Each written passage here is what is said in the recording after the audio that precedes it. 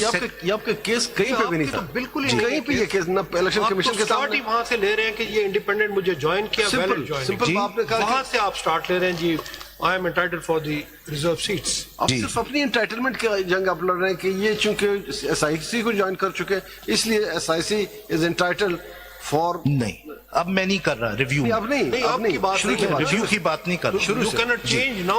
No, of course, वो तो राजा of course I साहब can, सुनेंगे उन्हें। of course I can, of course I can. A respondent can take any position.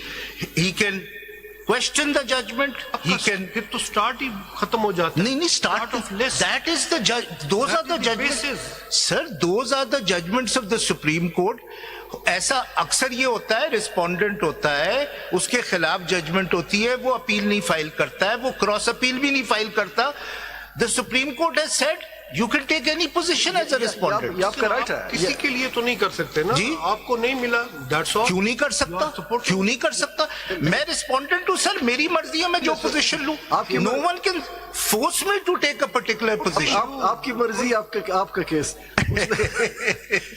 बात simple सी, आप शुरू से लेके जा रहे हैं कि शुरू में आपका स्टांस पहले ये चलो आप बेशक क्लेम करें, लेकिन शुरू में कहीं पे किसी स्टेज पे आपने ये बात कही कि चूंकि ये हुआ था, चूंकि सिंबल नहीं मिला था, चूंकि इलेक्शन ऐसे हुए, आपने सिंपल ये बात की कि चूंकि ये आजाद उम्मीदवार मेरे साथ शामिल हो गए इसलिए I am parliamentary party, I am entitled for नहीं सर, मेरी प्लीडिंग्स मैं आपको पढ़ दूंगा। मैं जरा सा ये 3 सवालों के जवाब, थोड़ा सा लोकल स्टैंड आई पे ये पहले भी क्वेश्चन हुआ है। My lords are also asking this question to you, but you have to explain because in your original position as a petitioner you came here for the reserve seat in favor of SIC on the basis that they joined you candidates.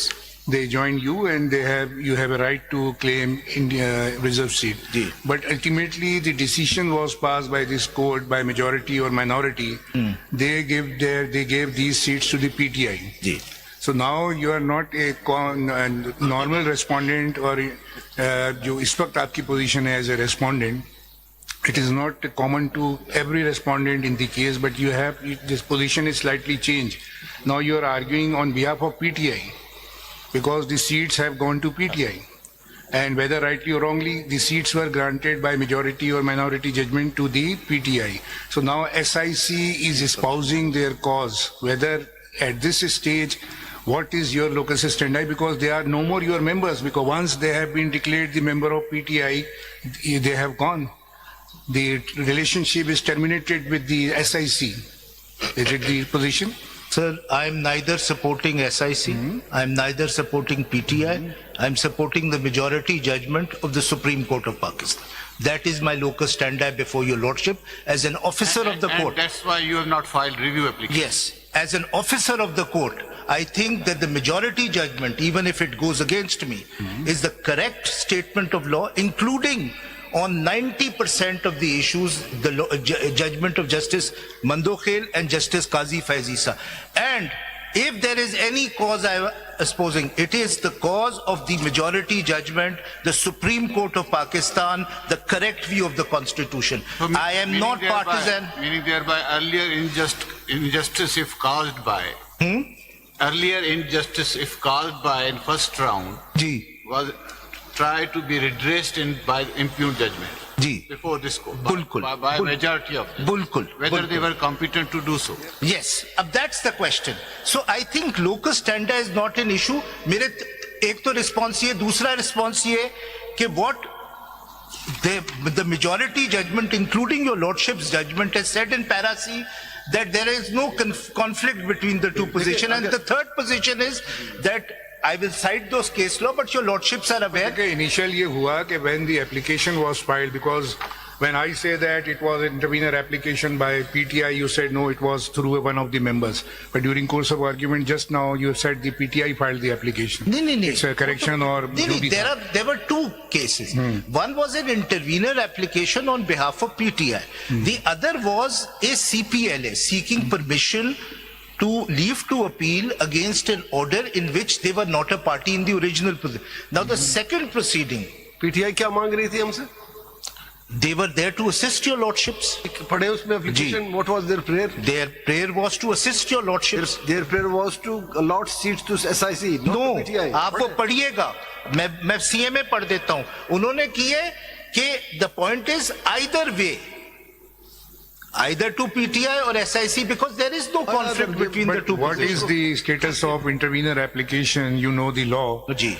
We drive the intervener or impleading of parties through Order 1, Rule 10 CPC. There is no other provision for that.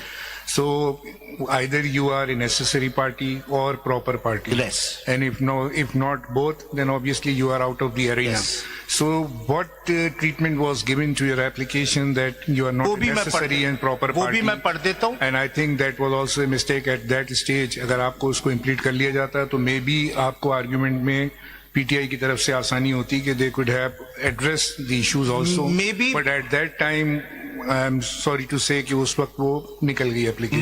My lord, when I take your lordships through the case law, your lordships have exercised jurisdiction under Article 187, where your lordships have expressly said that it doesn't matter if the relief we are granting is to a party which is not before us.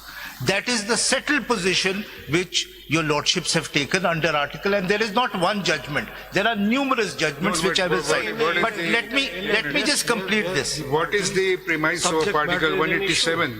You see what is sir 187? मैं अगर ये सिर्फ हिस्सा खत्म कर लूं पहले करिए। तो ये 3 सवाल जो है ना ये खत्म, ये फैक्चुअल साइड पे मैं खत्म कर लूं, फिर मैं 187 पे भी आऊंगा. I'm more interested to hear you on question of law and sir constitution. There are, जैसे मैंने कहा, बिल्कुल सही. और her ladyship is not saying, because one of her main question, which I think is the central issue, is that how are these timelines given? And the second issue, which your lordship and your lordship is rightly identified, is the relief granted to a non-party. जो timeline का issue है, वो I will deal with while referring to Article 254. ठीक है, to show that timelines can be deviated from. ठीक है ना? तो validation के लिए जी, है ना? नहीं sir. Validation के लिए. Timeline of आप- the constitution. Permissible validation. No. Exactly in this case. And your lordship was a part of a recent judgment where your lordship had condoned the delay of the last election. November की judgment है, you were a party to that. There was 90 And days, please add- your lordships invoked 254 and said, yes, the timelines can be deviated from. एक Then और not question भी add कर लीजिए मेरा कि जो रूल 94 है नहीं सर, वो 90 डेज से पहले आप थे, भूल गए शायद, उस बेंच पे थे. ऐसे नहीं है. 90 डेज की परमिशन सुप्रीम कोर्ट 90 डेज की परमिशन सुप्रीम कोर्ट ने नहीं दी. 90 डेज गुजरने के बाद का जो पीरियड है वो चूंकि गुजर चुका. नहीं, उस वक्त 90 डेज नहीं गुजरे थे. प्लीज ये कॉन्स्टिट्यूशन प्रोविजन है. टाइम लाइन जो गुजर चुका है उसको वैलिडेट किया जा सकता है कि नहीं गुजरे नहीं थे. उन्होंने कहा इलेक्शन नहीं हो सकते 90 डेज में. ठीक है. एंड यही चीज हुई थी 88 में, जहां रेफरेंस फाइल हुआ था सुप्रीम कोर्ट में कि क्योंकि ज़ियाउल साहब की डेथ हो गई थी तो 90 डेज में इलेक्शन, तो 254 इन्वोक हुआ था. तो 254 is there in order, but I'll come to that. But let me just finish this, sir. Let me just finish this factual point. एक पॉइंट और आप नोट कर जी, लीजिएगा, सर. वो जो मैं बोलना चाह रहा था जी, कि सर. ये रूल 94 को भी स्ट्राइक डाउन किया जी, इलेक्शन. बिल्कुल. That was not under challenge. बिल्कुल, बहुत. And that is very important whether Very the court can strike down the rules or regulations of the law in its exercise of suo motu Appellate jurisdiction. jurisdiction. Sir ये Plus suo motu ये jurisdiction. बहुत important सवाल है और we are so lucky कि इसका जवाब भी जस्टिस अमीनुद्दीन और जस्टिस मंदोखेल की एक जजमेंट से हमें मिलता है, जहां उन्होंने एक रूल स्ट्राइक डाउन कर दिया है which was not challenged. But मैं आऊंगा उसके. मेरे नोट में If your lordship remember the State Bank's case, the rule was not challenged, only the section was challenged. Your lordship struck down the rule and your lordship was heading the bench. I'll come to that judgment also. सारे जवाब आपकी judgements ने दिए, मेरे लिए तो बड़ी आसानी है. Interpret आप सर जस्ट मैं ये खत्म कर लूं ताकि जो नए मेंबर्स हैं उनकी जरा फैक्चुअली वो. सर मैं बहुत जल्दी से खत्म करूं. नहीं, लास्ट 15 days हमने जजमेंट पढ़ ली. अच्छा, बस मैंने ब्रेक डाउन कर दिया. I am very grateful sir. जी. Para 5. What are the consequences of declaring a political party? नहीं, ये मैंने पढ़ दिया. अब मैं 7 पे आ रहा हूं. अभी मैं रूल 94 छोड़ रहा हूं, उस पे मैं आऊंगा बाद में. Can a candidate nominated by a political party, i.e. PTI, ineligible to obtain an election symbol be mentioned as an independent candidate in the list of contesting candidates, Form 33, and can such a returned candidate, i.e. PTI, be notified as an independent returned candidate in the Section 98 notification? Being in complete agreement with the three decisions of the full court benches of this court on the scope of Article 17(2), we hold that the right to participate in and contest elections as a political party through its nominated candidates is a fundamental right guaranteed by Article 17(2) of the Constitution. The various sections of the Election Act, including Section 66 and 67, mainly serve to give effect to this right as machinery provisions. Similar would be the position if the candidates nominated by a political party are denied the status, this is important, are denied the status of being candidates of that political party and are mentioned as independent candidates in the list of contesting candidates, Form 33.